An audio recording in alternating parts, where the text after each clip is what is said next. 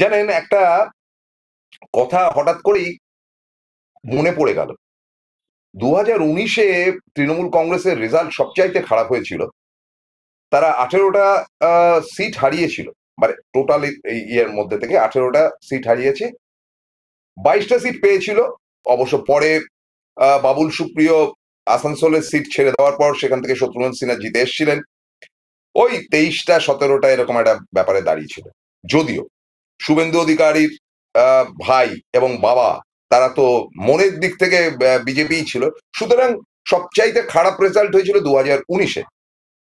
এবং আমার বেশ স্পষ্ট মনে আছে যে মুখ্যমন্ত্রীর বাড়িতে প্রেস কনফারেন্সে গিয়েছিলাম, তারপরে তিনি তো মানে ভীষণ ক্ষেপেছিলেন এবং একটি মস্ত বড় ডায়লগ দিয়েছিলেন। সেটা পরের দিকে অন্যভাবে এনক্যাশ করার চেষ্টা করেছিল বিজেপির লোকেরা, যে গরু দুধ দেয় তার ডট ডট ডট, বুঝতেই পারছেন।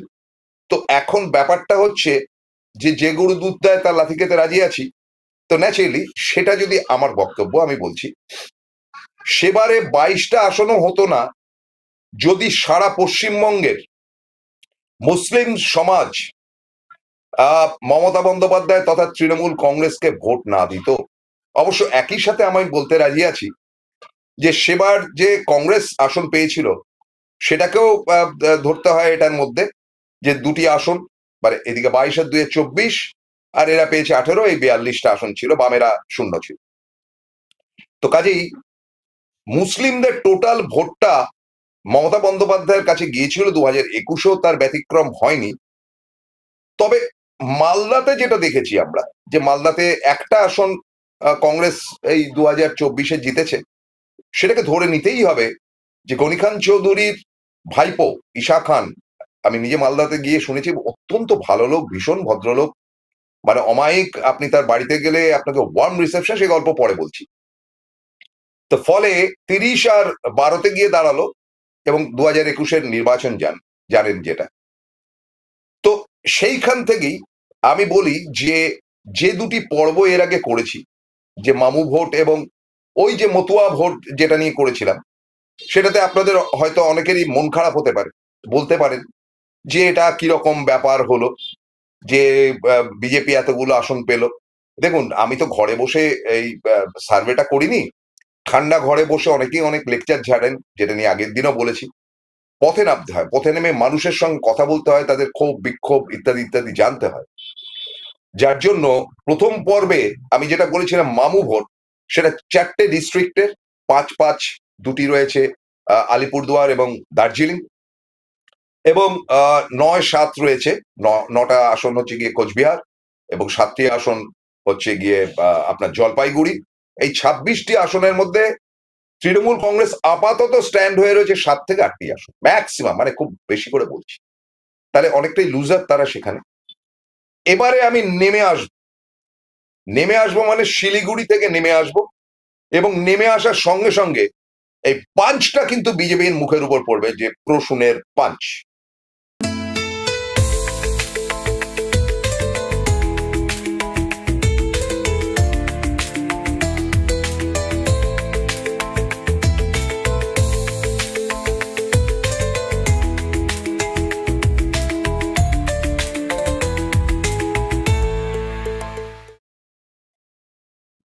সুপ্রভাত, নমস্কার, আদাব। সপ্তাহের অলমোস্ট শেষ দিনে আপনাদের সামনে হাজির হলাম।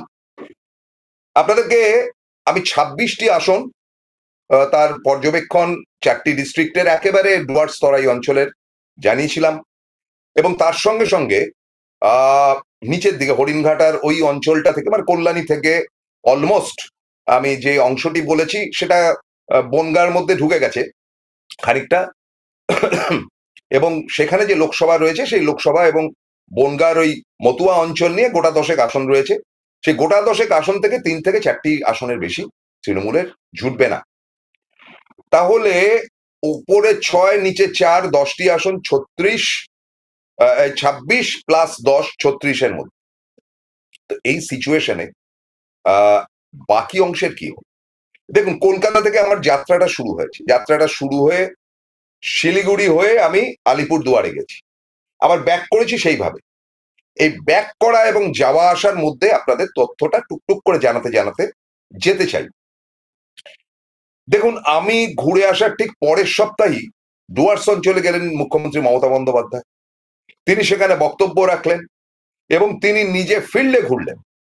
আপনারা নিজেরা দেখেছেন যে তিনি নিজে ঘুরছেন, মানুষের সঙ্গে কথা বলছেন, ছোট ছোট বাচ্চাদের আদর করছেন এবং বৃদ্ধ তাকে প্রণাম করতে আসছেন। মানে এত কুইক অ্যাকশন আমি কিন্তু ভাবতে পারিনি।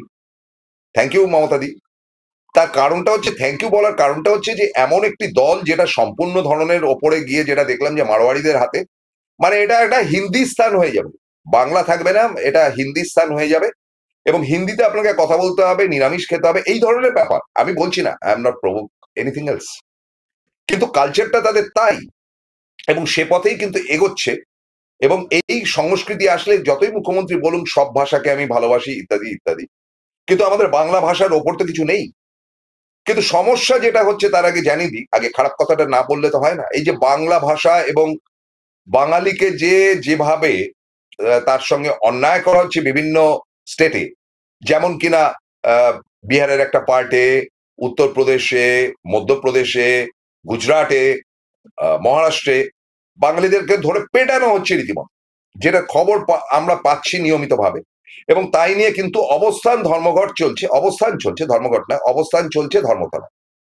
আমার বক্তব্যটা হচ্ছে অবস্থান হোক, কিন্তু আমি এটা কিছুতেই বুঝে উঠতে পারি না যে যা কিছু সব কলকাতা কেন্দ্রিক কেন রে বাবা।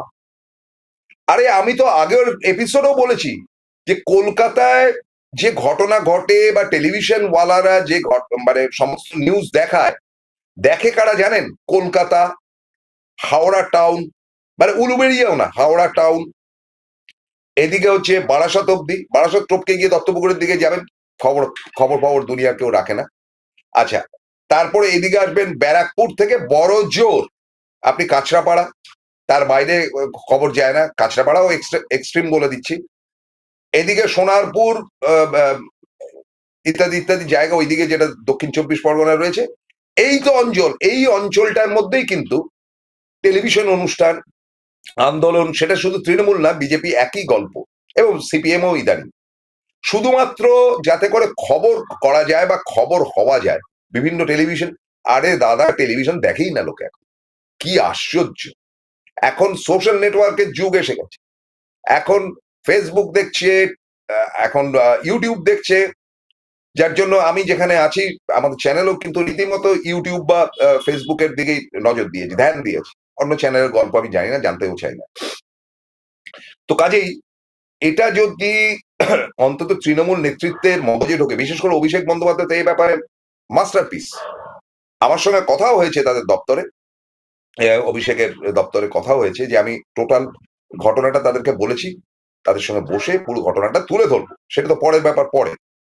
কিন্তু কলকাতা থেকে একটু নড়ুন, একটু নদিয়াতে যান, একটু মুর্শিদাবাদে যেতে হবে না, মুর্শিদাবাদ আপনারা পাবেন, মালদা পাবেন, ওইদিকে যেতে হবে। কিন্তু বীরভূমে যান, মেদিনীপুরে যান, এই যে পূর্ব মেদিনীপুর নিয়ে প্রবীরবাবু যে অনুষ্ঠানটা করলেন, সেখানে মানে মুসলিম সংখ্যা বিরাট, তার সত্ত্বেও পূর্ব মেদিনীপুর কিন্তু বাজিমাতার একটা জায়গায় রয়েছে, শুভেন্দু অধিকারী, এবং দুটি লোকসভার আসন দুটি জিতে নিয়েছে। পক্ষান্তরে পশ্চিম মেদিনীপুর বা ঝাড়গ্রামটা কিন্তু বেটার। ভাই পুরুলিয়াতে যান, তারাও তো বাঙালি রে বাবা, তা এদের ওখানে গিয়েও তো আন্দোলন করা যেতে পারে, কিছু কিছু গ্রুপ চারিদিকে ছড়িয়ে দেওয়া হোক। এই যে বাংলার অবনতি হচ্ছে সেটা জানাবেন না? যাই হোক, চলে আসি আজকের আমার বক্তব্যে। এইবারে আমার যাত্রা শুরু হয়েছিল ধরুন কলকাতা থেকে, কলকাতা থেকে যাচ্ছি, কলকাতা নিয়ে কোনো টেনশনের ব্যাপার নেই। সারা কলকাতা শহরে একটা আসন একটু লড়বড়ে, বাকি আসনও এখনো আমরা সার্ভে করিনি, একটা আসন উত্তর কলকাতার লড়বড়ে, এটার দিকে কিন্তু নজর দেওয়া দরকার। সেটা হচ্ছে শশীবাজার আসন, শ্যামপুকুর। সেখানে কিন্তু হিউজ নাম্বার অফ মারওয়ারিস, বিশাল সংখ্যক মারওয়ারিস রয়েছে। এই আসনটা কিন্তু একটু দুর্বল, একটু যদি নজর দেওয়া যায় ভালো হয়। এছাড়া শহর কলকাতায় খুব একটা ইনসিকিউরিটির জায়গাতেও এখনো পর্যন্ত দেখছি না। এমনকি বড়বাজার অঞ্চল যে পড়ছে, বড়বাজার হাফ পোর্শন কিন্তু এই শ্যামপুকুরের মধ্যে পড়ে যাচ্ছে। বড়বাজার যে অঞ্চলটি, যেটা জোড়াসাঁকো, তার একটা বিরাট অংশ কিন্তু রাজাবাজার অব্দি চলে এসছে। ফলে একটা নাম্বার অফ মুসলিমস এর ভোট সেখানে রয়েছে, যার জন্য বিবেক গুপ্ত গতবারে জিতেছিলেন, এবারেও যিনি দাঁড়ান না কেন তিনি জিতে যাবেন। কলকাতা ছেড়ে দিন, কলকাতা নিয়ে সার্ভে করার দরকার। যদিও কলকাতা কথাটা লেখা রয়েছে, যে চোপড়া থেকে কলকাতা মমতা আর মমতা, মানে মমতাময়। দমদম, আমি যাওয়া শুরু করি, যাত্রা শুরু করেছি দমদম, উত্তর দমদম, তারপরে হচ্ছে গিয়ে আপনার বারাসত পড়ছে, মধ্যমগ্রাম পড়ছে, আমডাঙ্গা পড়ছে। এগুলো কিন্তু একটু দৌড়ঝাঁপ করলে মোটামুটি, বারাসত তো বটেই, আমডাঙ্গার পুরো মুসলিম বেল্ট। এই এই তিনটে যে জায়গা রয়েছে, দমদম, দমদমে মুসলিম কম, ভীষণ কম, ব্রাত্য দাঁড়ায়, ব্রাত্যর ইমেজে ব্রাত্যর বেরিয়ে যাওয়ার চান্স। দ্বিতীয় হচ্ছে গিয়ে আপনার চন্দ্রিমা ভট্টাচার্য, লড়াই হবে কিন্তু সেখানে, এবং লড়াইয়ের জন্য প্রস্তুত। একবার চন্দ্রিমা ভট্টাচার্য হেরেও গিয়েছিলেন সেখান থেকে। সিপিএম যত ভোট কাটবে তত চন্দ্রিমার পক্ষে সুবিধাজনক। এবং তারপরে হচ্ছে গিয়ে মধ্যমগ্রাম, সেখানে রথীন ঘোষ জিতে বসে আছেন, তার টেনশনের কোনো কারণ নেই। এই হচ্ছে গিয়ে এদিককার কথা। ওদিকে ব্যারাকপুর অঞ্চলে, যে ব্যারাকপুর কনস্টিটিউয়েন্সি রয়েছে, যেখানে অর্জুন সিং দাঁড়িয়েছে বা আমাদের পার্থভৌমিক যেখান থেকে জিতে এসছেন, সেখানে 6টি আসনের মধ্যে একটি আসন বাদে বাকিগুলো মোটামুটি সিকিউর। এবারে আপনি ঢুকে পড়ছেন ধীরে ধীরে ধীরে ধীরে নদিয়ার দিকে, মানে ক্রস করে, আপনার উত্তর 24 পরগনা ক্রস করে। সেই অঞ্চলটির কথা আমি বলেছি, যে 7টি আসন এবং 3টি মতুয়া অঞ্চলের আসন, যেটা অন্তত থেকে আসছে, আপনার বনগা থেকে আসছে। এই যে 10টি আসনের মধ্যে 3টে সিকিউর, বাকিগুলোর জন্য লড়াই করতে হয়, টাফ। এবারে আপনি যাচ্ছেন, আপনি এগোতে থাকছেন নদিয়ার উপর দিয়ে, রানাঘাটকে কমপ্লিট করে, এটা রানাঘাট কনস্টিটিউয়েন্সি, যেখানে জগা যেতে জগন্নাথ সরকার। এই আপনি ঢুকে গেলেন তেহট্ট, মানে মহুয়ার এলাকা শুরু হল। আপনাদেরকে একদম ক্লিয়ারলি বলি, টোটাল 105টি আসনের উপর সার্ভেটা আমি করেছি, তার মধ্যে যা গেছে তো গেছে, এবারটা কাউন্ট করতে শুরু করুন। এই যে নদিয়ার তেহট্ট থেকে শুরু করছি আমি, তেহট্ট মানে হচ্ছে গিয়ে মহুয়া মৈত্রর যে কনস্টিটুয়েন্সি, মহুয়া মৈত্রর কনস্টিটুয়েন্সি থেকে শুরু করছে। এখানে 7টা আসন রয়েছে, 7। আচ্ছা, এটা যেই শেষ হচ্ছে, শুরু হচ্ছে মুর্শিদাবাদ। মুর্শিদাবাদের 3টে আসন, 3 7 21, 4 7 28, 28টি আসন হলো। মালদার 2টি আসন, 7 7 14, 28 আর 14 হচ্ছে গিয়ে, এদিকে 28 হচ্ছে গিয়ে 4 7 28, 6 7 42, ঠিক আছে তো? 14টি আসন রয়েছে মালদাতে, 42টি আসন হলো। তারপরে বালুরঘাটে 7টি এবং উত্তর দিনাজপুরে 7টি, 7 7 14, 42 আর 14 যা হচ্ছে, মানে 4 7 28, 5 7 35, 6 7 42, 7 7 49, 7 8 56। এই 56টি আসন, এই 56টি আসন ভেরি ক্রুশিয়াল, কারণ আদারওয়াইজ আপনাদের তো অন্য আসনগুলো চেহারা, চিত্র ইত্যাদি। 30টা আসনের তো ফিগার বলে দিয়েছি। এছাড়া কলকাতা শহরের অনেকটা জায়গা বলে দিলাম, উত্তর 24 পরগনা, সেগুলোতে যা গেছে গেছে। এই 56টা আসন মানে ভেরি লাভলি, মমতাময় হয়ে রয়েছে। কেন জানেন? এই টোটাল বেল্টটা হচ্ছে মুসলিম বেল্ট। আপনি যাবেন, ভারী সুন্দর লাগবে। আপনি মোটামুটি টুকটুক টুকটুক করে এগোবেন। আমাদেরও সেভাবে এগোতে শুরু হয়েছে, এবং এগোতে এগোতে আমরা দুদিকে আমরা সার্ভে করতে করতে করতে করতে এগিয়েছি। এবং এই এগোনোর জায়গা থেকে যেটা দেখেছি, যে মহুয়া মৈত্রর কৃতিত্ব ডেফিনেটলি থাকতে পারে, কিন্তু তার কৃতিত্ব থেকেও বেশি সংখ্যক কৃতিত্ব হচ্ছে গিয়ে এলাকার মুসলিম ভোট। প্রত্যেকটা এরিয়া, প্রত্যেকটা কনস্টিটুয়েন্সিতে মানে মুসলিম ভর্তি। মহুয়া মৈত্র 7টা কনস্টিটুয়েন্সি যেটা রয়েছে, অর্থাৎ কৃষ্ণনগরে, সেখানে 2টি আসন একটু লড়বড়ে, তার মধ্যে একটি আসন তো খুবই লড়বড়ে, সেটা হচ্ছে গিয়ে আপনার কৃষ্ণনগর দক্ষিণ। কৃষ্ণনগর উত্তর হয়তো আমাদের বিশ্বাস সাহেব জিতে আসবেন, তাহলে একটা ইনসিকিউরিটিতে গেল বিজেপির দিকে, বাকি 6টা মমতা বন্দ্যোপাধ্যায়ের দিকে। আসুন, ওয়েলকাম টু মুর্শিদাবাদ, বিউটিফুল। মানে আপনি ঢুকছেন, আপনার এমনি ভাল লাগবে।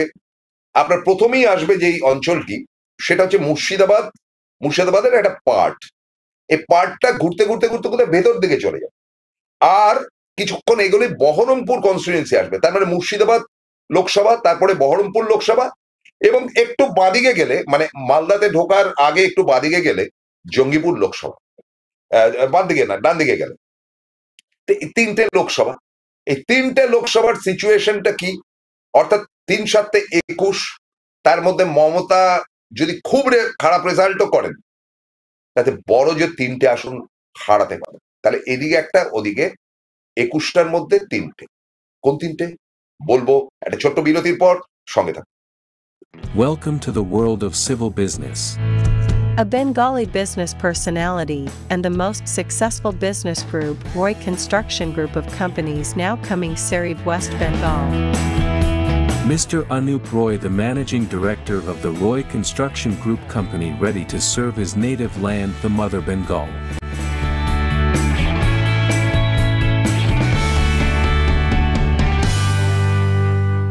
জয়গুরু রত্নভান্ডার জ্যোতিষ চেম্বার। এখানে গোল্ড মেডেলিস্ট জ্যোতিষী বসেন। হাই কোয়ালিটির আসল গ্রহরত্ন সবচেয়ে কম দামে এখানে পাওয়া যায়। স্থান বেলঘড়িয়া রানীপার্ক, বটতলা, 2 নম্বর রেলগেটের নিকটে। 9681345722 এবং 9007778922। ফেললাম বিরতির পর। এই যে মুর্শিদাবাদে ঢুকতেই অদ্ভুত অদ্ভুত নাম ফ্রম নদিয়া, দেবগ্রাম, নামটাই দেবগ্রাম, অ্যাবসলিউটলি 80% মুসলিমস। আচ্ছা, পলাশি পড়বে, পলাশি অ্যাবসলিউটলি মুসলিমস। এই আপনি ঢুকলেন, কিন্তু তারপরে বেলডাঙ্গা, বেলডাঙ্গার তো দুটি জিনিস খুব বিখ্যাত, একটা হচ্ছে লুঙ্গি গামছা, বেলডাঙ্গার গামছা তো আপনারা পেয়েছেন অনেকে, আরেকটা হচ্ছে লঙ্কা, সাংঘাতিক ঝাল বেলডাঙ্গার লঙ্কা। তো বেলডাঙ্গাতে গিয়ে আমি গামছা কেনার নাম করে ওই যারা বানাচ্ছিলেন তাদের একজনকে ডাকলাম, ও ভাই শুনুন কি অবস্থা এদিকে? আমাদের এখানে তো ঠিকই আছে, সবই ঠিকই হচ্ছে, তা ভালো কাজই করছে দিদি। আমি সে দিদি করুক, কিন্তু রাহুল গান্ধী নাকি খুব ভালো কাজ করছে। হ্যাঁ, রাহুল গান্ধী খুব ভালো কাজ করছে, কংগ্রেস তো খুব ভালো কাজ করছে, কিন্তু রাহুল গান্ধী ইন্ডিয়া নিয়ে থাকুক, রাহুল গান্ধীর তো এখানে দরকার নাই, রাহুল গান্ধী ইন্ডিয়া নিয়ে থাকুক গো, আর আমাদের এখানে দিদি থাকুক গো। এটা সুর, মুর্শিদাবাদের সুর, টিপিক্যাল। পালসটা বুঝলাম, বেশ। এবার আবার চলা শুরু, চলতে চলতে চলতে ধাক্কাটা খেলাম গিয়ে প্রথম বহরমপুর। বহরমপুরে কিছুতেই মানে তৃণমূলের পক্ষে, মানে টাউন বহরমপুরে জেতাটা কঠিন। একসময় অধীর ফদিররা জিতেছে, একসময় বিধানসভা জায়গাতেও কিন্তু তৃণমূল মার খেয়েছে। বহরমপুর কনস্টিটিউয়েন্সিটা এমন অদ্ভুত, ধরুন এই যদি বহরমপুর কনস্টিটিউয়েন্সি হয়ে থাকে, তার চারিদিকটা মুসলিমস, শুধু বহরমপুর জায়গাটা বেসিক্যালি হিন্দু বেল্ট, সেখানে প্রায় 60 to 65% হিন্দু। বহরমপুর অঞ্চলটা চারিদিকে মুসলিমস। এই বহরমপুরের ব্যথাটা হচ্ছে, যেখানে চারিদিকে হিন্দু থাকে মাঝখানে মুসলিম থাকে, সেখানে মুসলিমরা যেতে, যেখানে চারিদিকে মুসলিম থাকে মাঝখানে হিন্দু থাকে, সেখানে হিন্দুরা যেতে। এটা চিরায়িত নিয়ম, আমাদের ভারতবর্ষ বলুন, বাংলাদেশ বলুন, সব জায়গায়। তো বহরমপুরের জেতাটা কিন্তু কঠিন, এটা প্রথম বললাম। তাহলে এদিকে হলো গিয়ে নদিয়াতে একটি, মুর্শিদাবাদে একটি, এই ঝাপটাটা খাওয়া। এবং তারপরে আরেকটু এগিয়ে গেলে আপনি যেতে যেতে যেতে যেতে আমি টোটাল মুর্শিদাবাদ এবং নদিয়াতে 3টে আসন লুজ দেখতে পাচ্ছি, সেটাকে ম্যানেজ করা যাবে হয়তোবা। তো বহরমপুর কঠিন, কারণ বহরমপুরে যাকে দাঁড় করাবে তার উল্টো দিকের লোকটা হারিয়ে দেবে, এই একেবারে বাজে ব্যাপার। তো সেই করতে করতে করতে করতে আমরা ঢুকলাম ঔরঙ্গাবাদে। এই ঔরঙ্গাবাদ ভেরি ইন্টারেস্টিং, মানে সেখানকার মানে কাক, কোকিল, চড়াই সব মুসলিম, চারিদিকে মুসলিমস, এবং ইন্ডাস্ট্রি, বিগ বিগ ইন্ডাস্ট্রি রয়েছে, স্মল ইন্ডাস্ট্রি, আর বিড়ির কারখানা, যত বিড়ির কারখানা ঔরঙ্গাবাদে, বিখ্যাত সমস্ত বিড়ির কারখানা, যেটা সুতি ফুতি ইত্যাদি জায়গা নিয়ে ঔরঙ্গাবাদ। তা আমাদের খুব ওয়ার্ম রিসেপশন করে চা বিস্কিট ইত্যাদি খাওয়ালেন টাওয়ালেন। তাহলে কি অবস্থা দাদা? সেখানে শিক্ষিত একটা পরিবার মসজিদের উল্টো দিকে বসে আড্ডা মারতে মারতে চা খেতে খেতে শুনলাম যেটা বলে, এখানে আপনি জানবেন যে এই জঙ্গিপুর, ওটা জঙ্গিপুর কনস্টিটিউয়েন্সিতে বলে, যে 7টার মধ্যে 7টাই দিদি জিতবে। আমরা সেভাবে প্রিপেয়ার্ড। এসআইআর করলেও মুর্শিদাবাদের কিচ্ছু আসবে যাবে না, এত বড় কথাটা বলে, কিচ্ছু আসে, কত নাম কাটবে।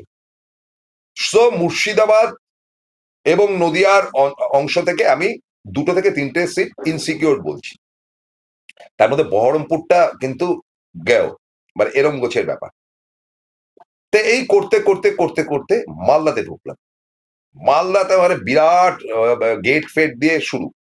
মালদার আর কি জানেন তো, মালদার স্টার্টিং পয়েন্টটা হচ্ছে মালদা উত্তর, আর এন্ডিং পার্টটা হচ্ছে মালদা দক্ষিণ।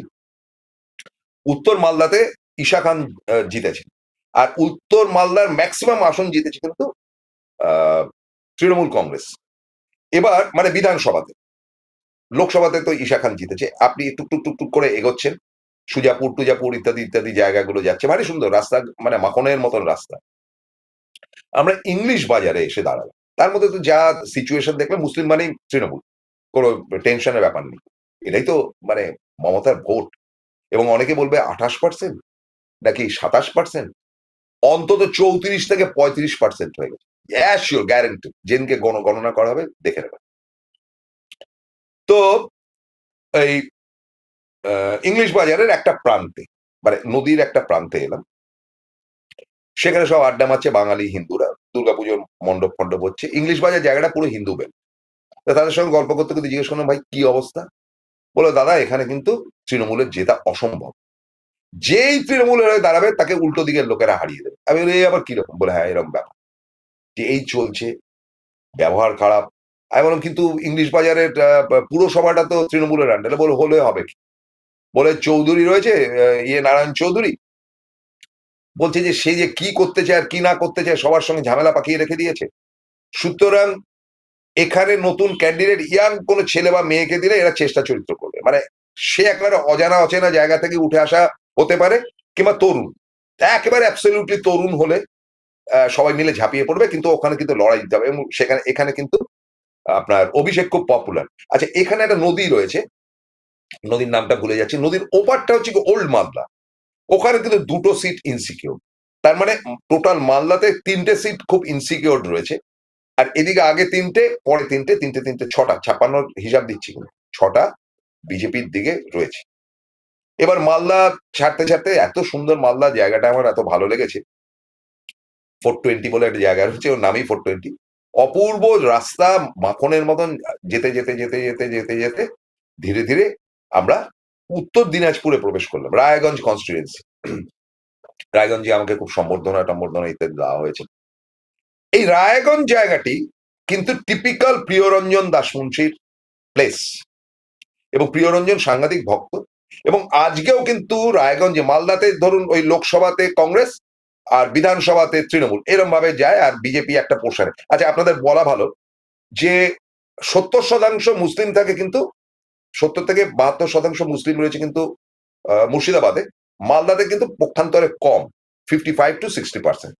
তার মধ্যে দক্ষিণ মালদাতে কিন্তু মুসলিম সংখ্যাটা কম, সেখানে রেশিওটা হচ্ছে গিয়ে 45-55, কিন্তু সেখানে কিন্তু লোকসভায় বিজেপি জিতে আসছে, এ ব্যাপারে কেয়ারি হওয়া উচিত মালদাতে। আমি তো ডিটেল বলতে বলতে যাচ্ছি। আচ্ছা, এই যে উত্তর দিনাজপুর বা রায়গঞ্জ অঞ্চল, সেটাও অলমোস্ট পুরোটাই প্রায় মুসলিম বেল্ট, অলমোস্ট। কিন্তু রায়গঞ্জ জায়গাটি, বা রায়গঞ্জের পাশে আরেকটা জায়গা আছে, এরকম 2-3টে জায়গা কিন্তু হিন্দু বেল্ট। এখানে আবার কংগ্রেস খুব স্ট্রং, সিপিএম খুব স্ট্রং, কিন্তু তারা প্যাক্ট হয়ে গেছে বিজেপির সঙ্গে রায়গঞ্জের মেন টাউনশিপে। এখানে মোহিত সেনগুপ্তকে যদি কবজা করতে পারেন মমতা বন্দ্যোপাধ্যায়, তাহলে জিতে আসার একটা সম্ভাবনা রয়েছে।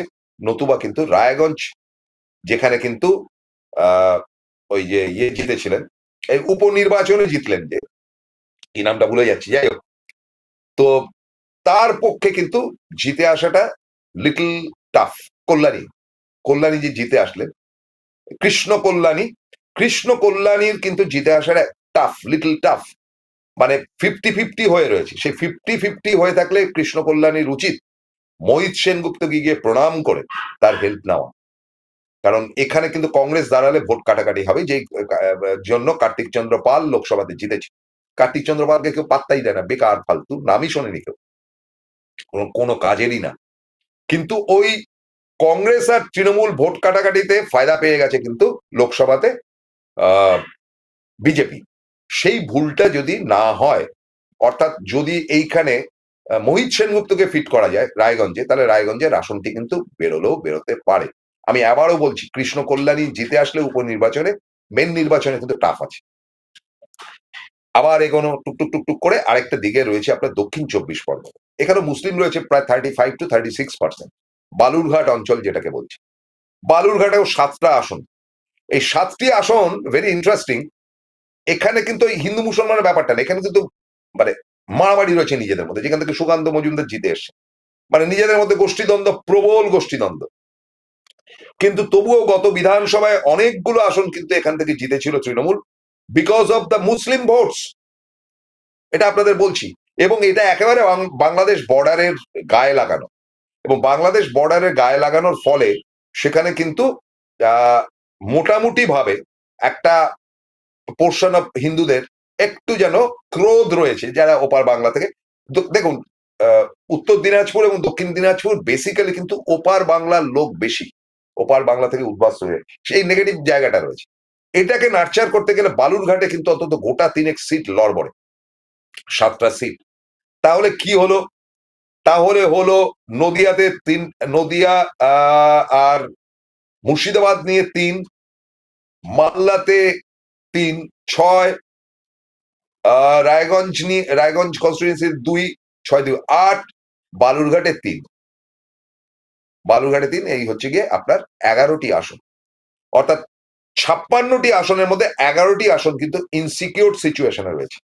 তার মধ্যে অন্তত 5টি আসনকে কিন্তু নার্চার করে ঠিক করা যায়। এবং প্যাথেটিক কি ব্যাপারটা দেখুন, এই যে কলকাতা থেকে যাচ্ছি, মেন যে টাউনগুলো রয়েছে, কল্যাণী তৃণমূলের লড়বড়ে অবস্থা, তারপরে বড় টাউনশিপ বলতে যেগুলো পড়ছে সেগুলো হচ্ছে কৃষ্ণনগরের একটা অংশ মাইনাসের খাতায়, বহরমপুর মাইনাসের খাতায়, আপনি মালদায় গিয়ে ইংলিশ বাজার মাইনাসের খাতায়, মালদা ওল্ড মাইনাসের খাতায়, রায়গঞ্জ ইটসেলফ মাইনাসের খাতায়, বালুরঘাট মাইনাসের খাতায়। 7টা জায়গা মেন সিটি, এবং শিলিগুড়িও তো মাইনাসের।